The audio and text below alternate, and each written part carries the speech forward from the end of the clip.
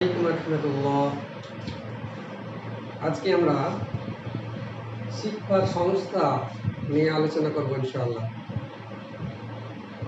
আমরা এর পূর্বে শিক্ষার রূপ সেগুলো নিয়ে আলোচনা করেছি।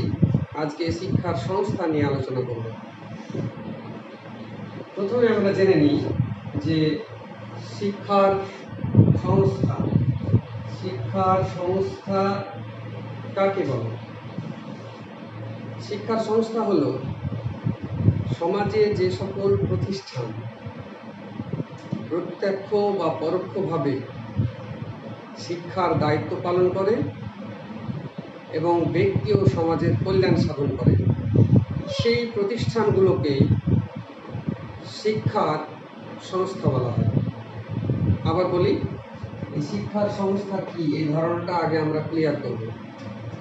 সমাজের যে সমস্ত প্রতিষ্ঠান প্রত্যক্ষ বা পরোক্ষভাবে শিক্ষার দায়িত্ব পালন করে এবং ব্যক্তি ও সমাজের কল্যাণ সাধন করে, সেই সমস্ত প্রতিষ্ঠানগুলোকে শিক্ষার সংস্থা বলা হয়।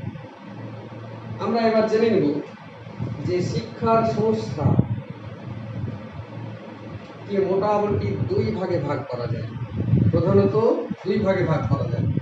একটা হচ্ছে প্রত্যক্ষ সংস্থা, শিক্ষার প্রত্যক্ষ সংস্থা, যে সংস্থাগুলো শিক্ষার উন্নতির ক্ষেত্রে প্রত্যক্ষভাবে জড়িত, শিক্ষা সাধনের ক্ষেত্রে প্রত্যক্ষভাবে জড়িত, সেগুলোই শিক্ষার প্রত্যক্ষ সংস্থা। শিক্ষার প্রত্যক্ষ সংস্থা, যেমন আমরা এই শিক্ষার প্রত্যক্ষ সংস্থা হিসাবে প্রথমেই জানি বিদ্যালয়কে। শিক্ষার সংস্থা হিসাবে প্রথম প্রত্যক্ষ সংস্থা হলো বিদ্যালয়। কারণ আমরা শিক্ষার উপাদান পড়ার সময় দেখেছি যে শিক্ষার মূল চারটি উপাদান, তার মধ্যে একটি হলো বিদ্যালয় বা পরিবেশ। বিদ্যালয় শিক্ষার উন্নতিতে, শিক্ষা সাধনের ক্ষেত্রে প্রত্যক্ষভাবে কাজ করে, তাই বিদ্যালয় হলো শিক্ষার প্রত্যক্ষ সংস্থা। শিক্ষার প্রত্যক্ষ দ্বিতীয় সংস্থা হলো ইন্টারনেট। বর্তমান টেকনোলজির যুগে ইন্টারনেট গুরুত্বপূর্ণ ভূমিকা পালন করে। আমরা আমাদের প্রয়োজন মতো যে কোনো বিষয়, কন্টেন্ট আমরা ব্রাউজ করে সেই জায়গা থেকে আমরা শিক্ষা গ্রহণ করতে পারি। তাই ইন্টারনেট শিক্ষার প্রত্যক্ষ সংস্থা হিসেবে ভূমিকা পালন করে। শিক্ষার আরেকটা প্রত্যক্ষ সংস্থা হলো গ্রন্থাগার, লাইব্রেরি। গ্রন্থাগারও শিক্ষার প্রত্যক্ষ সংস্থা হিসাবে কাজ করে। শিক্ষার প্রত্যক্ষ সংস্থা হিসাবে ধর্মীয় প্রতিষ্ঠান, এগুলো শিক্ষার প্রত্যক্ষ সংস্থা হিসাবে কাজ করে। তারপরে মুক্ত বিদ্যালয়।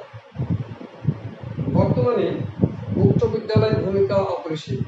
কারণ যে সমস্ত মানুষ, যে সমস্ত শিক্ষার্থী তারা সুযোগের অভাবে, বিভিন্ন প্রতিকূলতার অভাবে শিক্ষা বিদ্যালয়ে অর্জন করতে পারেনি, তারা ফর্মাল এডুকেশন অর্জন করতে পারেনি, নিয়ন্ত্রিত শিক্ষা অর্জন করতে পারেনি, তারা মুক্ত বিদ্যালয়ে শিক্ষা অর্জন করার সুযোগ পাচ্ছে। তাই মুক্ত বিদ্যালয়েও শিক্ষার প্রত্যক্ষ সংস্থা। শিক্ষার আরেকটি প্রত্যক্ষ সংস্থা হলো মুক্ত বিশ্ববিদ্যালয়। নিয়মিত বিশ্ববিদ্যালয়, রেগুলার বিশ্ববিদ্যালয়ে যে সমস্ত শিক্ষার্থী পড়ার সুযোগ পাননি, তারা মুক্ত বিশ্ববিদ্যালয়ে তাদের শিক্ষা অর্জনের সুযোগ পাচ্ছে। তাই মুক্ত বিশ্ববিদ্যালয়েও শিক্ষার প্রত্যক্ষ সংস্থা। তাহলে আমরা শিক্ষা প্রত্যক্ষ সংস্থা হিসেবে জানলাম বিদ্যালয়, ইন্টারনেট, গ্রন্থাগার, ধর্মীয় প্রতিষ্ঠান, মুক্ত বিদ্যালয় আর মুক্ত বিশ্ববিদ্যালয়। এগুলো হলো শিক্ষার প্রত্যক্ষ সংস্থা। আবার বলি, যে সমস্ত প্রতিষ্ঠান, সমাজে যে সমস্ত প্রতিষ্ঠান শিক্ষা সাধনের ক্ষেত্রে প্রত্যক্ষভাবে কাজ করে, সেগুলো শিক্ষার প্রত্যক্ষ সংস্থা।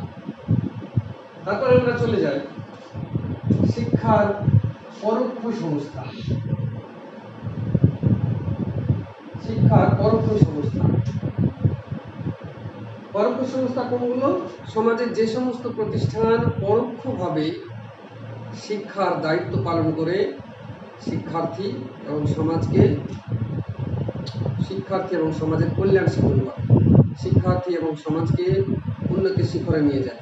সেই প্রতিষ্ঠানগুলোকেই শিক্ষার পরোক্ষ সংস্থা বলা হয়।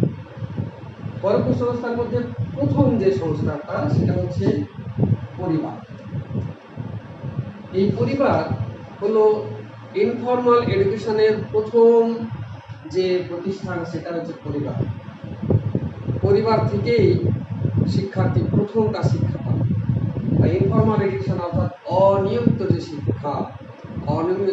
শিক্ষার রূপ, তার প্রথম ধাপ শুরু হয় পরিবার থেকে। পরিবার পরোক্ষ শিক্ষা সংস্থা হিসাবে গুরুত্বপূর্ণ ভূমিকা পালন করে। পরিবার থেকেই প্রথম শিক্ষার আলোটা শিক্ষার্থীরা পায়। দ্বিতীয় শিক্ষার পরোক্ষ উপাদান হল গণমাধ্যম। বর্তমান যুগে গণমাধ্যমের ভূমিকা অপরিসীম। প্রত্যেকটা মানুষ এখন গণমাধ্যমের সঙ্গে সম্পৃক্ত। প্রত্যেকটা মানুষ এখন গণমাধ্যম দেখে, প্রত্যেকটা মানুষ গণমাধ্যমের সঙ্গে মিলেমিশে আছে। গণমাধ্যম শিক্ষার পরোক্ষ সংস্থা একটা উৎকৃষ্ট উদাহরণ। এই গণমাধ্যমগুলো কি? এক হচ্ছে সংবাদপত্র।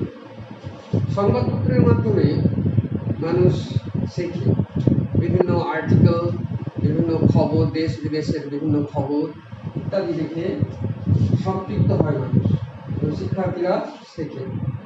আরেকটা গণমাধ্যমের রূপ হলো বেতার অর্থাৎ রেডিও। বেতারও শিক্ষার পরোক্ষ সংস্থা হিসাবে গুরুত্বপূর্ণ ভূমিকা পালন করে। আরেকটা শিক্ষার গণমাধ্যমের আরেকটা উদাহরণ হলো দূরদর্শন। দূরদর্শনের মাধ্যমেও আমরা শিক্ষা প্রচার দেখে থাকি। গণমাধ্যমের আরেকটা উদাহরণ হলো চলচ্চিত্র। চলচ্চিত্রের মাধ্যমেও শিক্ষার কাজ চলে। কোনো একটা বিষয়কে, কন্টেন্টকে কেন্দ্র করে চলচ্চিত্র তৈরি করা হয় এবং সেটা জনগণের কাছে উপস্থাপন করা হয়, এবং চলচ্চিত্র গুরুত্বপূর্ণ ভূমিকা পালন করে। তাহলে আমরা সার্বিকভাবে যদি দেখি, তাহলে শিক্ষার সংস্থা হলো সেই সমস্ত সমাজের প্রতিষ্ঠান যেগুলো প্রত্যক্ষ বা পরোক্ষভাবে শিক্ষা সাধনে কাজ করে এবং ব্যক্তি ও সমাজের কল্যাণ সাধন করে, সেগুলো শিক্ষার সংস্থা। আমরা শিক্ষা সংস্থাকে মূল দুই ভাগে ভাগ করেছি। একটা হচ্ছে শিক্ষার প্রত্যক্ষ সংস্থা, আর একটা হচ্ছে শিক্ষার পরোক্ষ সংস্থা।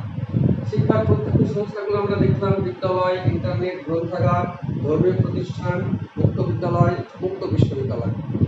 আর শিক্ষার পরোক্ষ সংস্থা কোনগুলো? যেগুলো সমাজের যে সমস্ত প্রতিষ্ঠান শিক্ষার ক্ষেত্রে পরোক্ষভাবে কাজে লাগে, সেগুলো শিক্ষার পরোক্ষ সংস্থা। তার মধ্যে পরোক্ষ সংস্থা হচ্ছে প্রধান দুই ভাগে, পরিবার আর গণমাধ্যম। আমরা পরিবারের ভূমিকা জানি, গণমাধ্যমের ভূমিকাও জানি। গণমাধ্যমের যে আরো উদাহরণ হচ্ছে, সেগুলো হচ্ছে প্রথম হচ্ছে সংবাদপত্র, দ্বিতীয় হচ্ছে বেতার, 3 নম্বর হচ্ছে দূরদর্শন, 4 নম্বর হচ্ছে চলচ্চিত্র। তো আমরা আজকের ক্লাসে শিক্ষার সংস্থা কি এবং শিক্ষার সংস্থাগুলোকে কয় ভাগে ভাগ করা যায় এবং কি কি, তা আমরা আজকের ক্লাসে দেখলাম। পরবর্তী ক্লাসে প্রত্যেকটা শিক্ষার সংস্থা নিয়ে একটা একটা করে আলোচনা করা যাবে।